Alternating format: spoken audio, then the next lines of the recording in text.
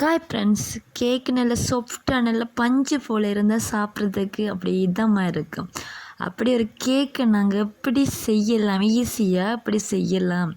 எல்லாருக்கும் கேக்குன்னு நல்லா பிடிக்கும். அந்த கேக்கை நல்ல அருமையான டேஸ்ட்டோடு எப்படி செய்கிறதுன்றதை இந்த வீடியோவில் பார்ப்போம். கோதுமை மாவு 1 கிலோ எடுத்துருக்கிறேன். சீனியும் 1 கிலோ மிக்சியில் அரைச்சி வச்சுருக்கிறேன். அதோட மாயிரின் 1 கிலோ எடுத்துருக்கிறேன். முட்டையை மஞ்சக்கரை தனியாகவும் வெள்ளைக்கரை தனியாகவும் எடுத்துக்கிறேன். வெள்ளைக்கரையோட கொஞ்சம் மஞ்சக்கரை சேர்ந்துட்டு அதோட 4 திறக்கரண்டி பால் பவுடரும் எடுத்துக்கிறேன். வனிலா எசன்ஸும் எடுத்துருக்கிறேன். முதல்ல பெரிய அகலமான ஒரு பாத்திரம் ஒன்று எடுத்து அதுக்குள்ளே மாயிரினை போட்டு நல்லா வீட் பண்ணி எடுக்கணும். 45 நிமிஷம் தொடக்கம் 60 நிமிஷம் வரை வீட் பண்ணி கொள்ளணும். மாயரு நல்ல ஒயிட் கலராக வரும் வரை வீட் பண்ணி கொண்டே இருக்கணும். வீட் பண்ணிக்கு ஒரே பக்கமாக அல்லது ஒரே திசையில் வீட் பண்ணி கொள்ளணும். வீட் பண்ணி கொண்டு கேட்க நாங்கள் அரைச்சி வச்ச இந்த சுகரையும் இதுக்குள்ளே ஆட் பண்ணணும். கொஞ்சம் கொஞ்சம் ஆட் பண்ணி அதையும் சேர்த்து மாயரினோடு சேர்த்து அரைச்சி கொள்ளணும். எவ்வளோ நேரம் நாங்கள் வீட் பண்ணுறோமோ மாயரினையும் சுகரையும் நாங்கள் வீட் பண்ணுறோமோ அவ்வளோத்துக்கு நல்ல சாஃப்டாக வரும். அதோட அந்த சுகரை நாங்கள் முதல்ல மிக்சியில் அரைச்சி வச்சுருக்கணும். அப்போ தான் நல்ல மாயிரினோட அது சேரும். அதுக்காண்டி தான் நாங்கள் மிக்சியில் போட்டு சுகரை முதல்ல அரைச்சி வச்சுருக்கிறோம்.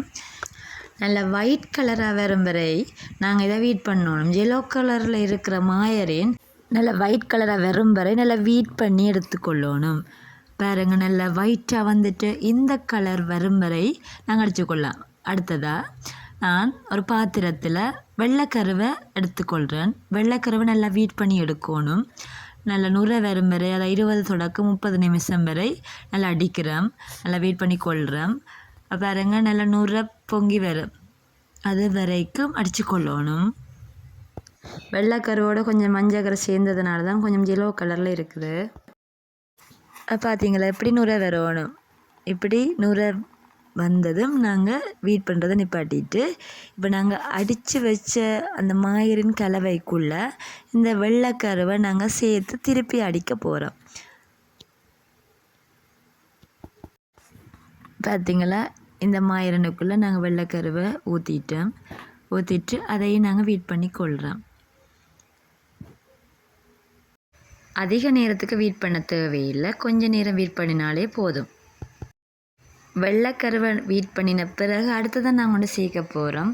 கோதுமை மாவை சேர்க்கணும். அந்த கோதுமை மாவுக்குள்ளே பேக்கிங் பவுடர் 3 தேக்கரண்டியும் அப்பச்சோட 1/2 தேக்கரண்டியும் சேர்த்து அரிதட்டால் அரித்த பிறகு நாங்கள் இதுக்குள்ளே சேர்த்துக்கொள்ளணும். சேர்க்கும்போது கொஞ்சம் கொஞ்சமாக சேர்த்து தான் நாங்கள் இதை வீட் பண்ணணும். கோதுமை மாவை வீட் பண்ணிக்க நாங்கள் அதிக நேரம் வீட் பண்ண தேவையில்லை. ஒரு 5 நிமிஷம் அதை நாங்கள் வீட் பண்ணினோம்னா சரி. இல்லாட்டி வீட் பண்ணாமல் கரண்டியால் இதை கிளறி கொண்டாலும் ஓகே.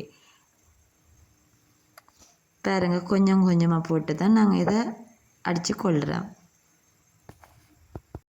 அதிக நேரத்துக்கு கோதுமை மாவை அடித்து கொண்டால் கேக்கு சாஃப்டாக வராது, காடாக தான் வரும். அதற்காகத்தான் நாங்கள் கோதுமை மாவை நாங்கள் அடிக்க தேவையில்லை. 5 நிமிஷத்துக்கு அடித்தால் இல்லை அடிக்காமல் விட்டாலே ஓகே. கட்டி படாமல் இதை நல்லா கிளறி கொண்டா ஓகே.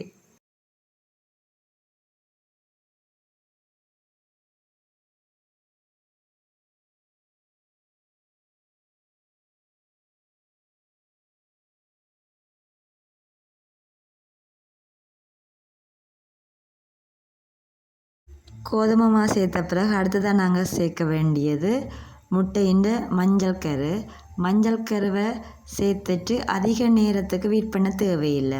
2 நிமிஷம் வரை அதை நாங்கள் அடித்து கொண்டோம்னா சரி.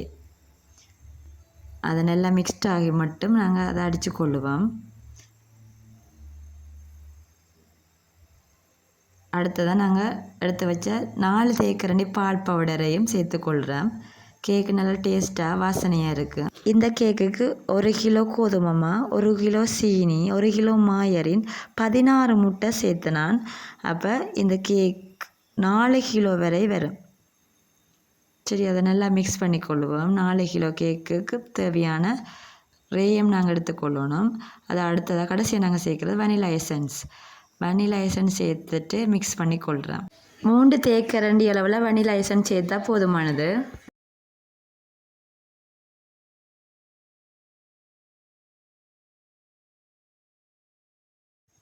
அடுத்ததாக கேக் ரேண்ட் எடுத்து அதுக்கு மேலே ஆயில் பேப்பரை வச்சுட்டு மாயறினா ஆயில் பேப்பரில் நல்லா பூசிக்கொள்ளணும். அப்போ தான் கேக் ஒட்டாமல் வரும். கேக்கை நாங்கள் வெட்டக்கூடிய மாதிரி வரும்.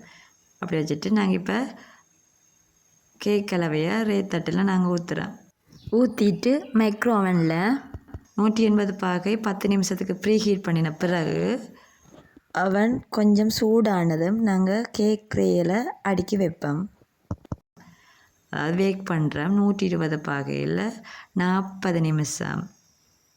ஏற்கனவே 180 பாகையில் 10 நிமிஷத்துக்கு ப்ரீ ஹீட் பண்ணின பிறகு தான் நாங்கள் கேக்கை வச்சுக்கொள்ளணும்.